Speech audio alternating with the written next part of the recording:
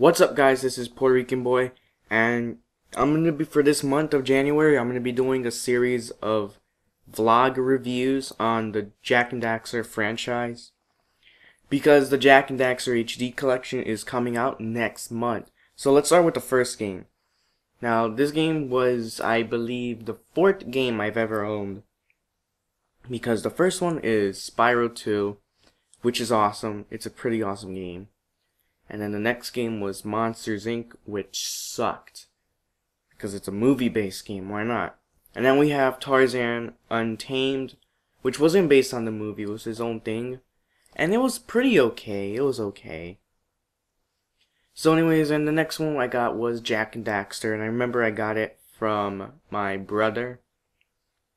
So yeah, and it was really fun. So let's start with the story. The story is that you play as Jak, and you go to Misty Island with your friend Daxter. And the thing is that they were both raised by Samos, the Green Eco Sage. And he also has a daughter named Kira. And Samos says that you shouldn't be going there, but Jak says fuck you and goes anyways. Well, Jak doesn't talk, he's mute, but you know what I mean. So when they get there, they get in a fight with a monster called a lurker, which is like a ape, like a monkey. And in the fight, Daxter falls in a pool of dark eco and he turns into a rat. Pretty much an ottsel, which is a weasel and an otter.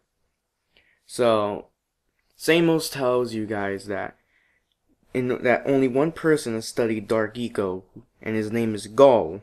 However, he lives very far to the north, so you have to actually go on a journey to meet him, and maybe he'll be able to change Daxter from an ottsel and back into a human again. Along the way, there are obstacles that you have to overcome by collecting power cells, the first of which being the Fire Canyon. You can't get there on foot because, well, it's a fire canyon, and Kira has made this thing called an A-Grav Zoomer, which is a hover car.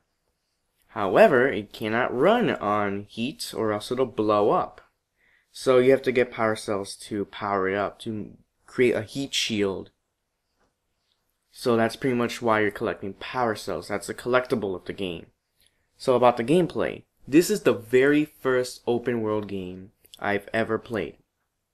And you know, Vice City was the second one. I got Jak and Daxter before. I played this one before Vice City.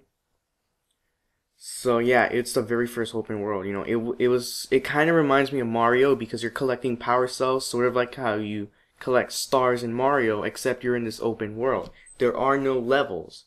There are warp gates that take you to certain points. However, that's only really all that does is help you get to the same area faster. However, you have to get to the place to that area on your own on foot, because it's an open world. So this kind of thing amazed me, you know. And I remember, like, the platforming felt good. You know, getting power cells, you usually have to collect orbs. It was a really fun game, and it was not linear like Spyro, where the levels were obvious where you needed to go. However, in Jak and Daxter, you actually had to do exploring, and I felt like I was exploring this huge world. And it felt so cool. And you know what? On Snowy Mountain, you can actually see the world from up on that mountain. And it's like a tall-ass mountain. And you're seeing the previous areas you went through, like the Forbidden Jungle and stuff. And the sandy beach. You can actually see the beach. You can see all that. And then from another level, like from Forbidden Jungle, you're on top of like this tower, the Blue Eco Tower, I believe it's called. And you can see Snowy Mountain from there.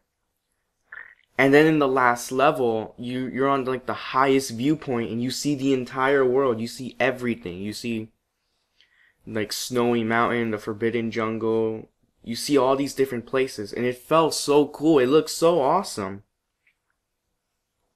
And yeah, you know, the game in terms of platforming, yeah, you're going through different challenges. In the levels themselves, it's non-linear. You're doing a lot of exploring in the levels, which is good and bad. It's good because, like in Spyro or Mario, the levels were pretty linear. It felt that way. However, it wasn't like that for Jak and Daxter, except for a handful of sections. Or Misty Island was the only level that was really linear. However, other than that, there's like certain sections of the level that's linear, but not the level itself, except for the few exceptions like Misty Island. However, this is also bad in that, and how, oh my god. Okay, so it's bad because you can get lost doing an objective. For example, in Spider Caves, you're supposed to get dark eco crystals and blow them up. However, the game doesn't tell you how many you got. It just says, get this many dark eco crystals blown up.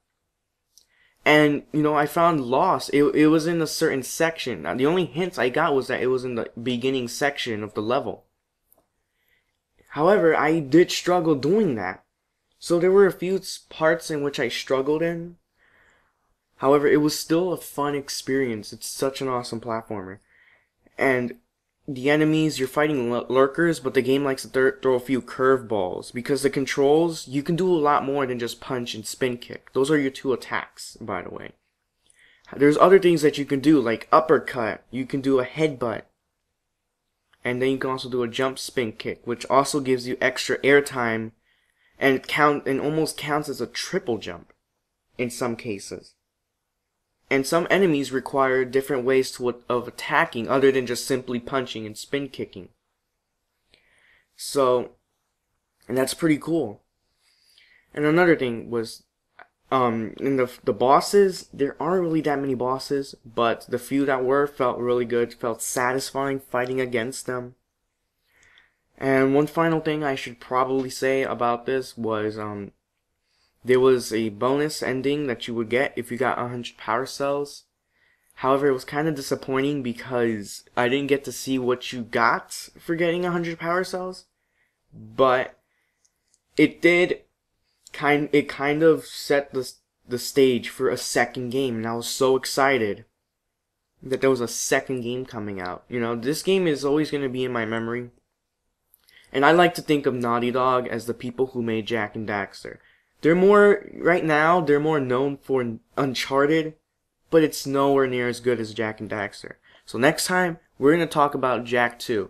And I'm going to leave you guys with a nice little clip of a boss fight called Claw in Jak and Daxter.